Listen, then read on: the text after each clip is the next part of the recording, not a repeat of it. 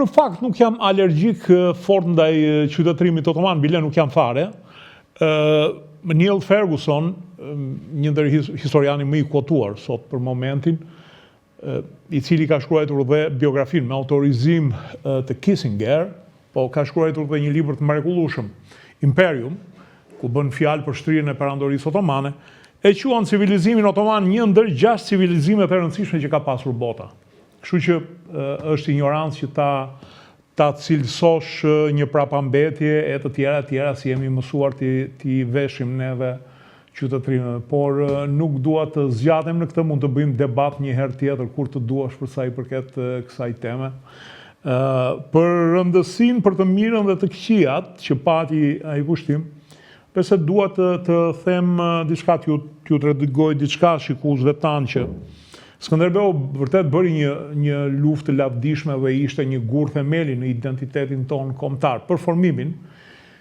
Në një kohë në fakt që kombet nuk ekzistonin, e krijuan më vonë rilindasit tanë, por nuk është se ne u bëm ndonjë pengesë e madhe për që otomanët të zbarkonin në Europë, në Itali. Otomanët zbarkuan në Otranto dhe ndëjtën një vit aty. Madje ekspeditat të tyre kanë shkuar deri në Venecia, ku ende ekziston një lagje turqish në Venecia, dhe ka qenë një dokumentar shumë i bukur, Turqi tan i Rai Unos, ku këta e kishin ruajtur çuditërisht për 500 vjet identitetin. Në Otranto madjet otomanët, se ne ngatrojmë me turqit, bën një masakër ku vran 800 veta që nuk pranuan të ndronin fen nga katolik në musliman, dhe ata për kishën katolike janë martirët e Otrantos. Pra, nuk është se ne u bëm ndonjë pengesë e madhe. Thjesht otomanët donin të kapnin zemrën e Europës, nuk ju interesonte jugu i Italisë. Nuk e dia jam i sakt, zoti Yazëxhi. Je i sakt edhe do të shtoj edhe këtë gjë që Skënderbeu është një person hot në historinë osmane, por nacionalizmi shqiptar kur formsua në kohën e rilindjes, po sidomos pas luftës parë botërore, në një kohë kur britanikët dhe francezët shkatruan osmanët dhe ishte një urrëtie masive kundër myslimanëve në Evropë, rilindja dhe ata që bën shtetin shqiptar pas konferencës së paqes kishin nevojë për të gjetur një mit, një hero, apo sikur Ernest Gellner, historiani i famshëm i nacionalizmit, i quan një cub lokal apo një bandit, të cilin do ta kthenin më pas në një hero të madh kombëtar. Gjithsesi ky banditi ka bërë disa betejë që kanë thyer goxha otomanë, nuk e di, thuhet që 2 sultan kanë ardhur këtu dhe nuk e kapën dot këtë banditin. Beteja ka bërë ai, po muhabeti që në kohën kur ai ka ekzistuar, nuk ka patur shqiptarë, se shqiptarët nuk janë ata arbërorët mesjetarë. Shqiptarët në 500 vite perandori osmane janë miksje popujsh dhe racash. Le të marrim kryeministrin Rama, që një degë familjes së tij vjen nga vlehët e Voskopojos, një vjen nga Sarajevo, domethënë shqiptarët janë një çorë. Yazëxhi, e kam të qartë kontroversinë tënde për sa i përket kësaj. Padyshim që të gjithë kombet janë përzierje, kalimesh, racash, vetë Italia nuk janë pasardhës romake, por ke një problem të madh që duhet ta shpjegosh, sepse janë ca ishuj të paprekur nga zhvillimi 500 vjeçar, siç janë arbresht e Italisë, që ngjasojnë shumë me ne, me Toskët sidomos, dhe një pjesë atyre që janë në Venedik ngjasojnë me gegët, në gjuhë, në doke, në zakone, në tipare. Vërtet perandoria otomane kaloi tek neve në ulësirë, patjetër që ka pasur një përzierje racash, është normale, por zonat malore kanë mbetur të paprekura sepse otomanëve nuk ju duheshin gjë, boll të paguaje taksën dhe për ta ishën rregull. Po jo kaq në Hilis, të lutem, jo kaq në Hilis. Zonat malore po, por ajo Shqipëria e qytetruar, qytetet, Força, Kanina, Berati, Elbasani, Tirana, u miksën me lloj njerëzish. Patjetër. Për shembull domethënë le të shohim toponominë e Shqipërisë. Tiranë vjen nga persishtja, Kashar vjen nga persishtja, Yzberisht vjen nga persishtja, Elbasan vjen nga otomanishtja. Domethënë, pastaj le të shohim se çfarë ndodhte në jugun e Shqipërisë. Deri kur u krijua Shqipëria, kemi patur grupe etnike, vllahe, bullgare, greke, të cilat shteti shqiptar i buldozoi dhe i shqiptarizoi me pahir, sigurisht shqiptarizoi edhe familja Edi Ramos ndër tjera. Patjetër, siç greqizuan, më fal.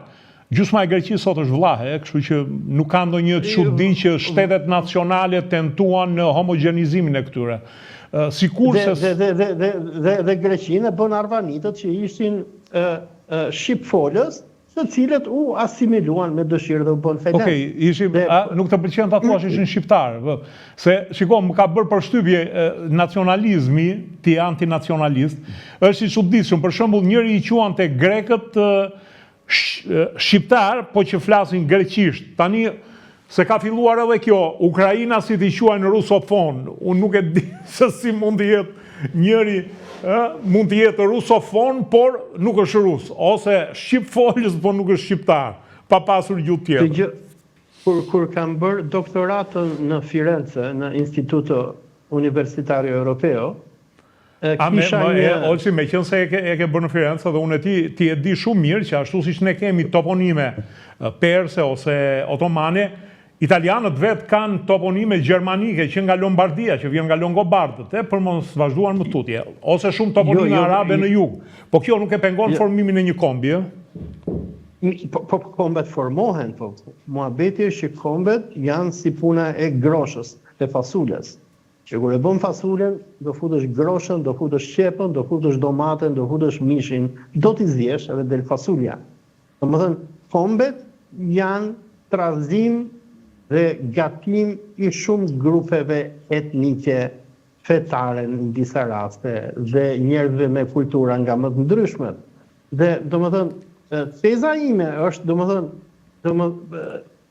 shqiptarët janë një popull që u krijuan në shekullin e 20, sikur janë edhe ukrainasit, që i krijuan, domethënë, çfarë ishte Ukraina përpara luftës së parë botërore?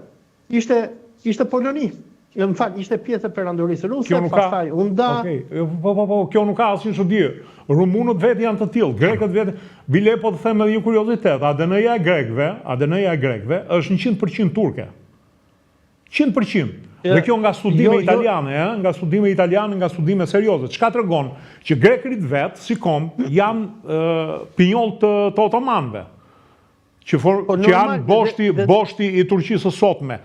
Edhe vetë turqit, identitetin e tyre janë produkti shekullit të 20 me ata turku, nëse ata nuk e quajnë vetën otoman. Ideja që ka kombe të pastra është një prallë me mbret. Domethënë, një nga familjet më të rëndësishme në Greqinë moderne, Karamanlisët, janë turqë ortodoks që erdhën nga vilajeti Karamanit, ku ndodhen shkëmbimet e popullatave. E njëjta gjë ndodh sot në Turqi. Të shohësh figurat kryesore, turke nuk janë turq. Erdogani është gjeorgjan. Davutogluja ishte tatar nga Krimea. Kenan Evreni ishte shqiptar. Mustafa Qemali ishte ndoshta Torbesh i Manastirit.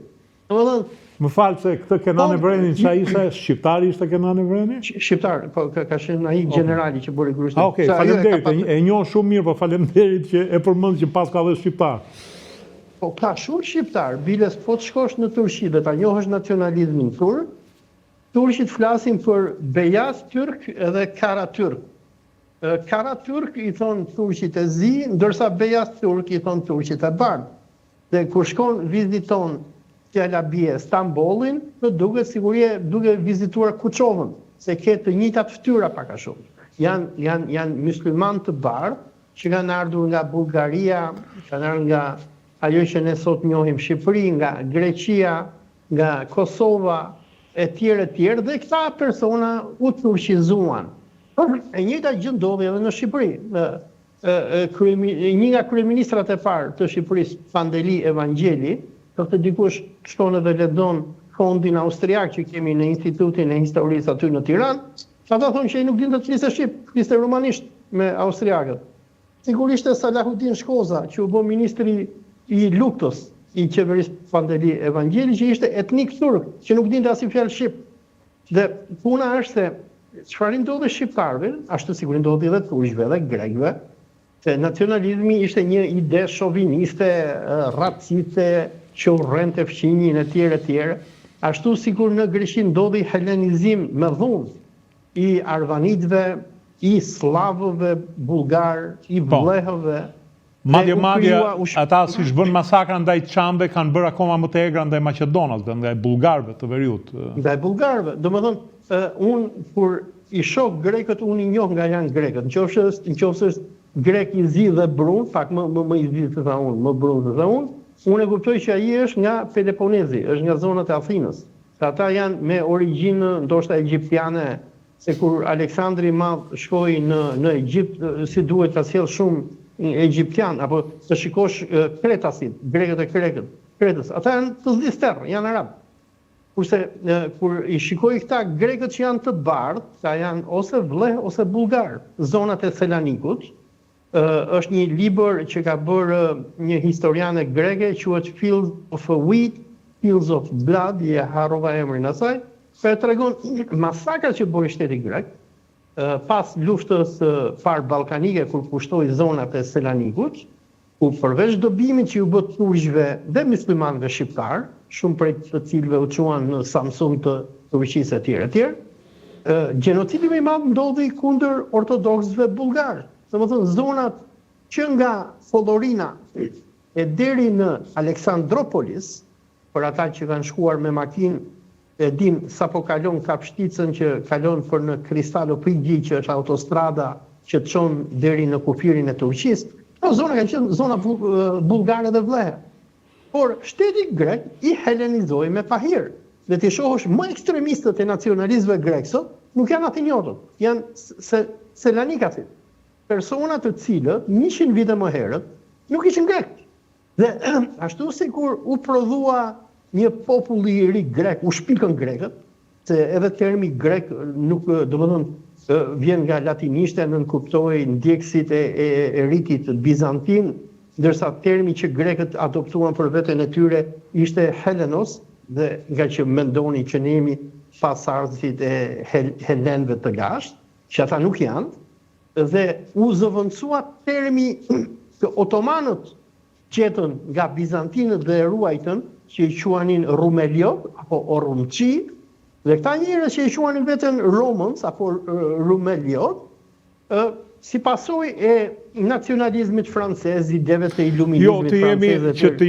Që të jemi sakt, termi Bizant është një term i përdorur në shekullin e 20, sepse vazhdimisht janë thirrur perandoria romake e lindjes, ose O Vasilea ton Romajon, mbretëria e romakëve. Po pra, nuk është quajtur kur Bizant, ajo që thatë ju është shpikur nga francezët në shekullin e 20 dhe nuk është një term historik, nuk e di nga ka. Dhe vetë në fakt otomanët, nuk e di a gaboj, po Stambollin deri në shekullin e 20 e kanë quajtur Konstantinopol, nuk e kanë quajtur Stambol. Nuk e di a jam i saktë në këtë pikë. Zyrtarisht e quanin Konstantinia, por me marrjen e Stambollit nga Mehmeti II, filloi të përdorej edhe termi Islambol, që do thotë shumë islam, sigur përdorej edhe termi grek Istanbul, domethënë po shkoi për një qytet.